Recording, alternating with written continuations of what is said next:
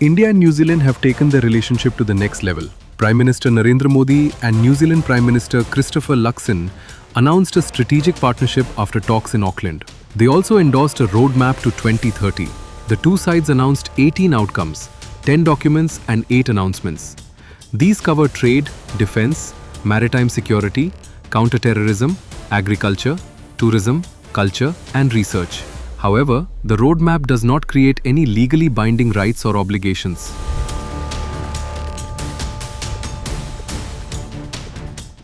मुझे खुशी है आज हम अपने संबंधों का स्ट्रेटेजिक पार्टनरशिप के सूत्र में बांधने जा रहे हैं।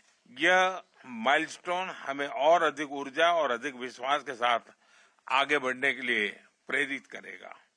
एक्सेलेंसी, लोकतांत्रिक मूल्यों के में दृढ़ विश्वास हमें नेचुरल पार्टनर बनाता है। मेड फॉर ईच अदर जैसा है ये।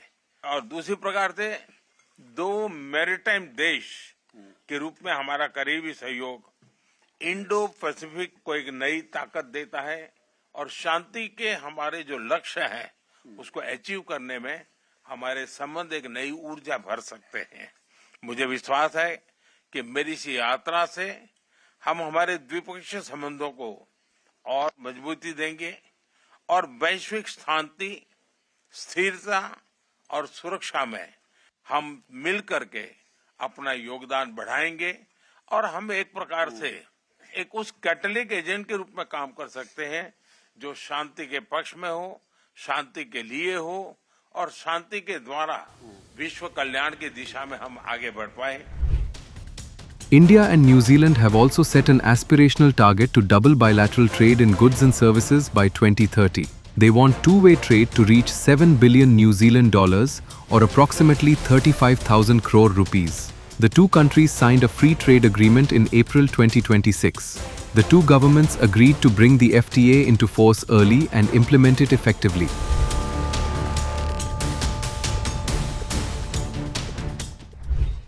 इस वर्ष दोनों देशों के बीच 9 महीनों के रिकॉर्ड समय में फ्री ट्रेड एग्रीमेंट किया है। ये आप सभी के लिए मार्केट एक्सेस,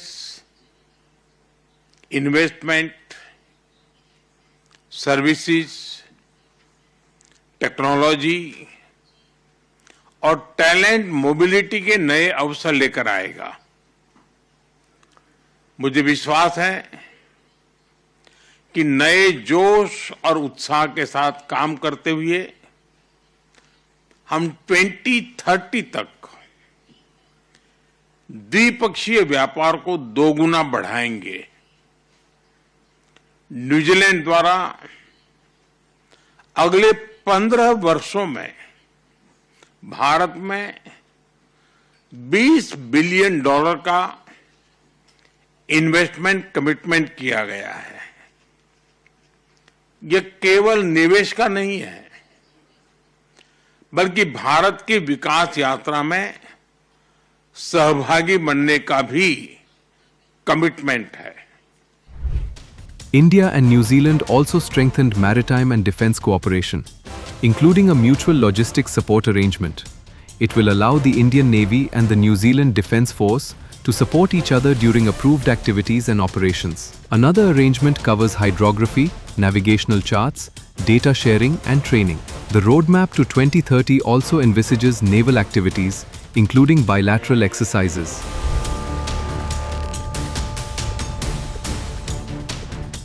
फ्रेंड्स, हमारी स्ट्रेटेजिक पार्टनरशिप को सार्थक बनाने के लिए हम दोनों देशों की स्ट्रेंथ्स को प्रैक्टिकल कोऑपरेशन में बदल रहे हैं। फिनटेक के क्षेत्र में हम भारत के यूपीआई और न्यूजीलैंड के पेमेंट सिस्टम को जोड़ने पर आगे बढ़ रहे हैं। एग्रीकल्चर, डेयरी और फूड प्रोसेसिंग में हमने सहयोग का एक मजबूत खाका बनाया है। इसका लाभ हमारे किसानों और पशुपालकों को मिलेगा। ट्रेडिशनल मेडिसिन में न्यूजीलैंड और भारत दोनों की समृद्ध और जीवंत परंपराएं हैं। आज हमने हमारे स्वास्थ्य सहयोग में ट्रेडिशनल मेडिसिन की भूमिका बढ़ाने पर सहमति व्यक्त की। रक्षा और सुरक्षा में हमारा बढ़ता सहयोग हमारे गहरे स्ट्रेटेजिक ट्रस्ट का प्रतीक है।